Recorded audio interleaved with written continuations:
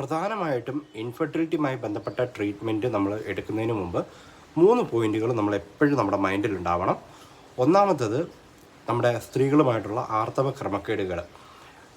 കൃത്യമായിട്ട് നമുക്കൊരു ഹോംവർക്ക് വേണം ഇതിനകത്ത്.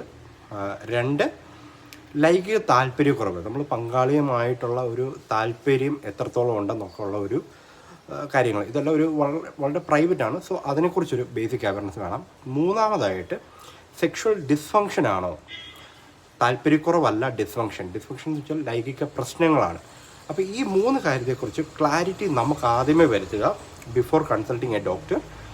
എന്നിട്ട് കൃത്യമായിട്ടും ഭാര്യയും ഭർത്താവും കൂടെ ചേർന്ന് ഒരു ഡോക്ടറെ കാണാൻ പോവുക. അപ്പോൾ ഡോക്ടറിനോട് ചോദിക്കേണ്ട ചോദ്യങ്ങളും എന്താണ് അറിയേണ്ടതെന്നുള്ള കാര്യങ്ങളെക്കുറിച്ചൊക്കെ കൃത്യമായിട്ട് നിങ്ങൾ തന്നെ ഒരു ഹോംവർക്ക് നടത്തി ഒരു ചോദ്യം ഒക്കെ ഉണ്ടാക്കിയിട്ട് പോയി കാണുകയാണെങ്കിൽ നല്ല ക്ലാരിറ്റി കിട്ടും വിത്തൗട്ട് ഡൗട്ട്.